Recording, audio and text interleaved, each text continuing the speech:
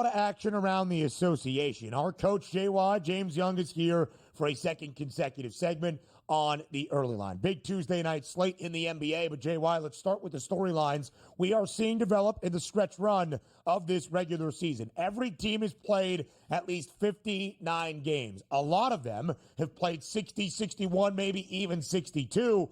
We're talking just about 20-plus games remaining in the regular season around the association. So it's time to firm up the playoff positioning and the pictures of these teams, who are the real contenders and who really won't make a lot of noise come postseason time in the NBA. A team right now, JY, that of course is always in the headlines and is always notable, but certainly has been in the last month since the acquisition and the blockbuster deal to get Luka Doncic. That's the LA Lakers. The Lakers now have won 6 consecutive games, and they have covered in 5 of those 6 as well. They lost their first game, a tough loss to the Charlotte Hornets in returning from the All-Star break. They have won their 6 next games. JY, when you look at this Lakers team, does what they are showing us right now, following the All-Star break, feel like the real deal and a legitimate contender to win a Western Conference crown? Yes, because Luka's adjusting it and he's starting to fit in. Obviously, last game without Austin Reeves, but when you have guys, when you have 2 players like LeBron and Luka, they put so much pressure on you defensively, right? And their ability to create and create for others. So that's why you've seen, to me, Rui Hachimura play better. Austin Reeves play better because now you have 2 guys that can create and pass it out to you and score. Luka's shooting the ball better from 3, Ben, helps as well. Reeves is out. Here comes Dalton Knecht, gives you a big game Sunday. But there's also a sneaky person that's come back that's slowly starting to find his way, particularly defensively, and that's Jared Vanderbilt. This guy is a stopper defensively. He's a junkyard dog, and he's that hard hat, lunch pail guy that every team needs, particularly down the stretch. Really good job out of him last game, 8 and 9. But to me, Ben, it's going to be about matchups. I'm still concerned in a 7-game series with a team like the Nuggets because of Nikola Jokic. I throw out the game on Saturday night a couple of weeks ago. He only took 7 shots. They're going to move him to the high post where he's got sight lines and places to move. Mike Malone is going to adjust better if they get into a 7-game series. If we take a look at that Western Conference, Coach, here at the FanDuel Sportsbook, top 3 odds, -135 on the Thunder, the Nuggets 5-1, the Lakers 6-1. Outside of those, let's just say 12-1 or higher. Any teams that could make some noise for you in the Western Conference playoffs? One is going to be if Houston can. Now they kind of punted last night, right? During the second leg of a back-to-back, they realized they have Indiana tonight. They probably weren't winning last night. Let's rest some guys, go try and get the game that we know we have a better chance of getting. I know I shouldn't say it, but that's probably what they did. They're interesting at 40-1 because their ability to defend and the number of guys that can score. But the T-Wolves at 50-1, if they could just get their damn act together, what team are they? Are they the team we see at parts of the year? Or are they the team that went into Phoenix and won by 20? What team is it? Now, Ant's going to be Ant. A lot of this, guys, and we see this in New York, it's going to be what we get out of Julius Randle. He's got to be good. He's got to be that next guy. He's got to be consistently, and he's got to bring the defensive effort. If you're talking value plays, the T-Wolves, who have shown that they can make a run at 50-1, are very, very enticing. Minnesota currently in the 9 spot, would be a play-in tournament team, but of course they got to the Western Conference Finals a season ago. You saw those Western Conference odds. OKC, minus money favorite at -135. And the Thunder, after a 51-point performance and win number 50 last night, that 51-point performance from Shai Gilgeous-Alexander, OKC has an 11-game lead for the 1 seed in the Western Conference. They are going to be that team. But, JY, what makes it very interesting is when you compare the Western Conference odds out east, because the team at 50 wins and the team with the best record, the Cleveland Cavaliers, not the favorite, not in minus money. How do you look at the Cavaliers down this home stretch? And do you believe, now under Kenny Atkinson, the regular season success will translate into the playoffs? You would think so, because the way that they now play, they don't just say, and I know he had a big performance last game. It's not Donovan's got to get us 30. Donovan's got to get us 40 for us to win. They are getting contributions, Ben, up and down this roster. And it's impressive, some of the guys. Like Ty Jerome, what he's giving you. I thought the trade for DeAndre Hunter was a stroke of pure brilliance, because I think he's that 3-and-D guy that allows them to kind of play different styles. Kenny's done a great job. We all know. What were their deficiencies? It came playoff time. The more guys that you can depend on that could score for you gives you a better chance, because you just can't load up. If they were in Boston, if they were in New York, if they were in any major market in the country, I think we'd be seeing better odds. There still is a little bit of disrespect towards Cleveland. We take a look, keep it in that Eastern Conference, too, to win an NBA championship and come out of the East. The Milwaukee Bucks coach sitting at a 50-1 price. Are they disrespected a little bit? Because they do have a championship pedigree, and getting Bobby Portis back in the playoffs. Any chance for a run from the Bucks at that big price? Is Doc Rivers still the coach, or did they get someone else? Yes. I can't trust Doc. I just can't. And listen, he's one of the greatest coaches of all time, but adjustments are not his thing. Maybe they get out of the first round, but then they're looking at the 4-5 matchup and getting. I don't think they're going to beat Cleveland. I don't trust him in that spot.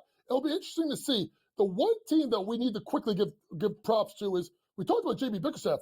What a job he's doing in Detroit. I mean, people talk about what Kenny Atkinson has done. This guy has probably done the second best job along with Ime Udoka this year, taking a team that was left for dead. They went and got Monty Williams, the great Monty Williams, and he flamed out. Shout out to Detroit basketball. Guys, they're back. Yeah, they certainly are. Huge road win last night in Salt Lake, covering as an 11-point favorite. They have won 10 of their last 11, the 6th seed in the Eastern Conference standings at this current juncture. Let's get you set for a 9-game slate in the NBA on this Tuesday with JY up next.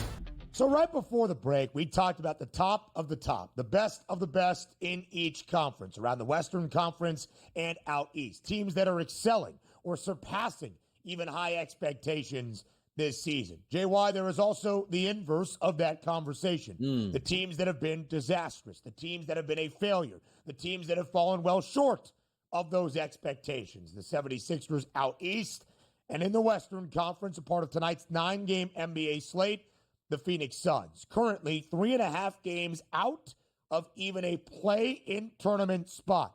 5 games sub 500 for Phoenix. It may be most damning, JY. Every time Phoenix needs to win a game, they have failed to do just that. What is your prognosis for Phoenix the remainder of this NBA season? It ain't good. That's for sure. The best they can hope for is a team like Dallas, who just had Kyrie go out last night, or a team like Sacramento with Sabonis getting injuries. They got to hope that one of these teams start to slide, right? Sacramento is 5 games ahead of them in the loss column. Dallas 3 ahead of them. So Phoenix has to turn it quick. The reason why you can't believe in it, Ben, they have the hardest schedule left according to Tankathon, with an average strength schedule of 587. That is the next one is Sacramento. So unless they get going quickly, and listen, at the end of the day, what are you going to do if you're Matt Ishbia? I mean, Monty Williams, Frank Vogel, Mike Budenholzer. Are you going to fire a 4th coach, have 4 coaches in 4 years? At some point, players are going to just say, I can't go to this franchise because they're unstable. They have no draft picks. They have to literally, I'm sorry, Ben, they have to blow it up. They have to blow it up. Their defense is atrocious. Yusuf Nurkic is knocking the coach and he has no relationship. It's bad in Phoenix. And the only way to fix it is trade. The question is who is it going to be? Is it Durant or is it Booker, where you can get a lot more on the market? The crazy part about this, too, is Beal, Booker, and Durant are all healthy, and they're at a 500-1 price to win the NBA championship. Who would have thought that at the beginning of the season? It's been a disaster. But, Coach, the games, as we do say, still go on tonight. Clippers take on the Phoenix Suns. This line opened up overnight at the FanDuel Sportsbook as a -1 for the Clippers. Now we're seeing 2s at the FanDuel Sportsbook. Another outlet showing now 2.5 and a total of 225. The Phoenix Suns, to me, are just cooked at this point. Well, at least the Clippers are playing for something. Does that factor into your advantages tonight? Or Did the Suns show up for once? Well, they were supposed to show up on Sunday, and they got 20-pieced at home by Minnesota. So at this point, I can't trust Phoenix 2-8 straight up the last 10 games. I'm going to just take the Clippers on the money line tonight.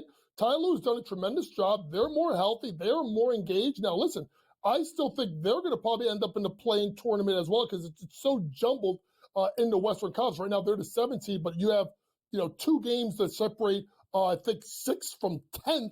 But I do like the Clippers on the money line tonight because I just can't trust Phoenix. They can't get out of their own way. And more bad news for our guy, DRS, Norm Powell, who exited Sunday night's game against the Lakers with a hamstring injury.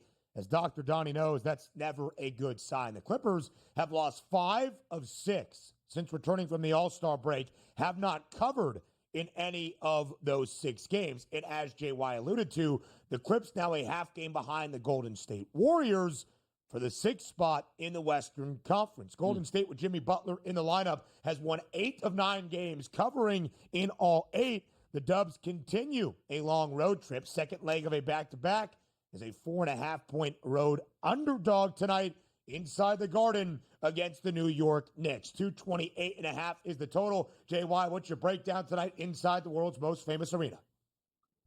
2 games in, Mitchell Robinson has proven that he is an integral part of this team defensively. The way he plays coverage.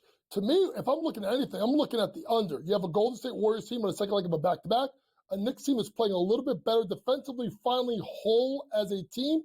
The only thing is how much of a performance is Steph Curry going to put on tonight? Because at times, Mikal Bridges has struggled defensively. So you could see a big performance out of Steph tonight in Gotham. But the best bet I would give you is take the under. I think there's going to be defense play in this match, particularly second leg of back-to-back, and the Knicks playing a little bit better defensively as of late.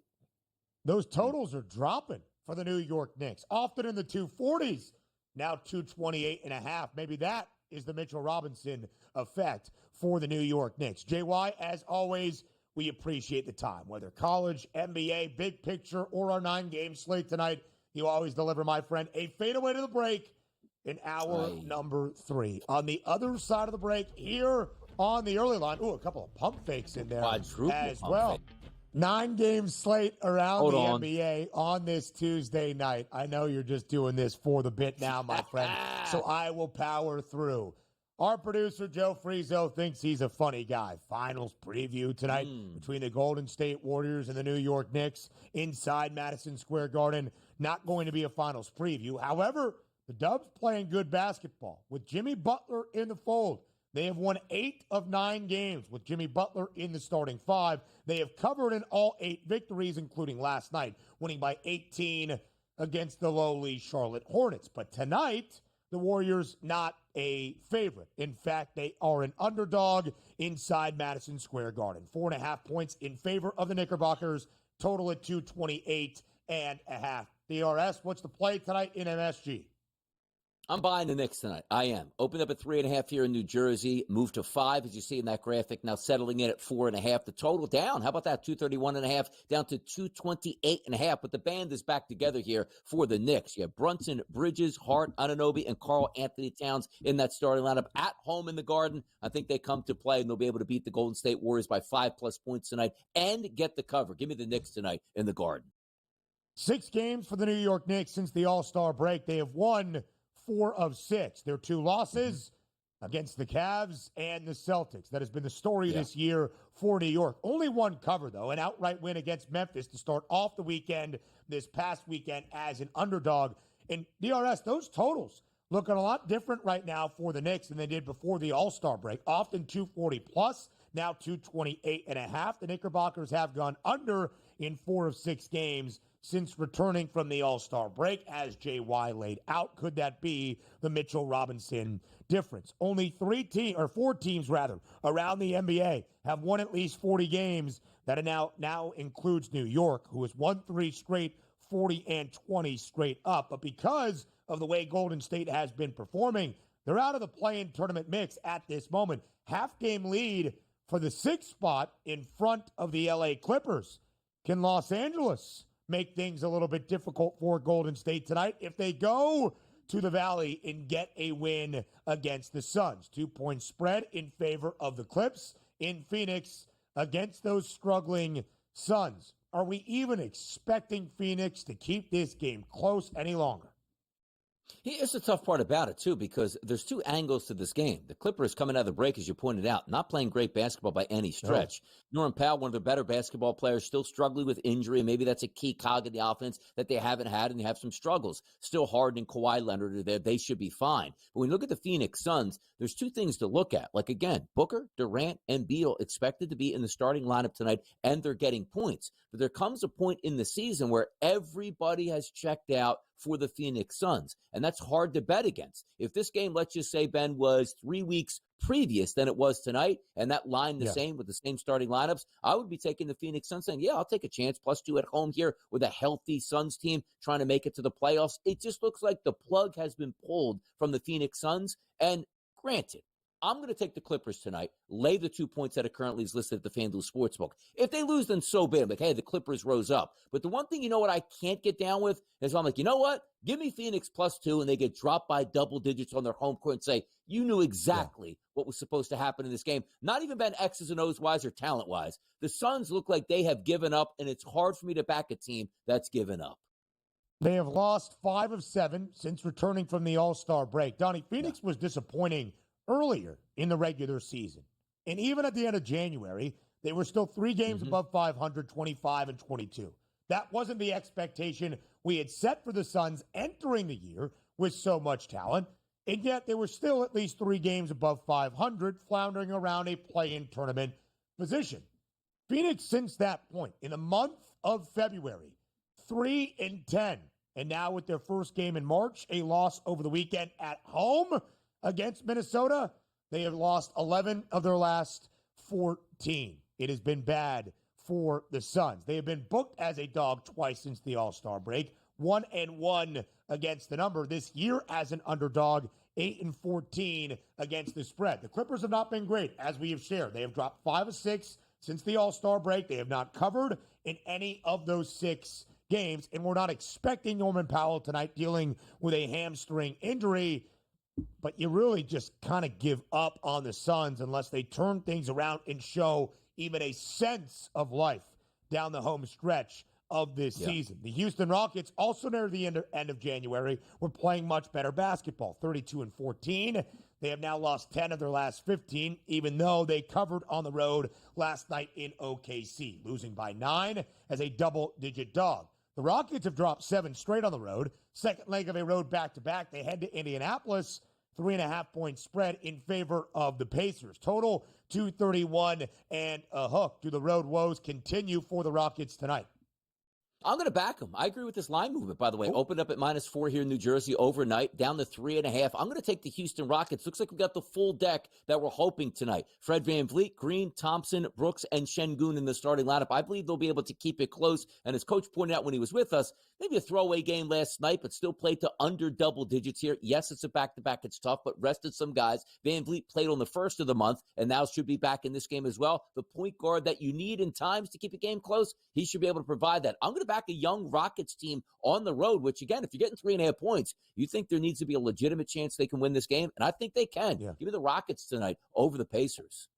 Would snap that 7-game road skid for Houston, who is still 17-13 straight up away from H-Town this year, 18-11-1 against the spread, and as a dog, they did cover last night against the Thunder, 12-7-1 ATS, second best cover percentage, booked as an underdog this year around the NBA. Every game down the home stretch, critical for both of these teams that are in their respective 5 spots in conference standings. Indiana, same exact record as Milwaukee, but based on some tiebreakers, the Bucks have the 4 seed, Indiana the 5 seed. The Rockets, as they have kind of been in a tailspin as of late, 5 seed in the Western Conference, but only a game behind Memphis, who, much like the Rockets, also kind of struggling here in this second half and down the stretch run. It is a 9-game slate in the NBA. There is plenty more to preview on the other side of the break. Can the Lakers make it 7 wins in a row? The longest active win streak right now at 6 in the Western Conference. That's next. The longest active win streak in the NBA's Western Conference belongs to the Los Angeles Lakers. 6 straight wins for LA, hoping to make it 7 straight at home tonight against the New Orleans Pelicans. 8.5-point spread in favor of Los Angeles, total at 229. DRS, when you look at the Pelicans this year and you see a 17-44 team, you would think this would be a comfortable win for the Lakers at home tonight. But New Orleans playing much better basketball as of late. How competitive will we see it tonight in LA? Will it keep the Lakers from winning their 7th straight?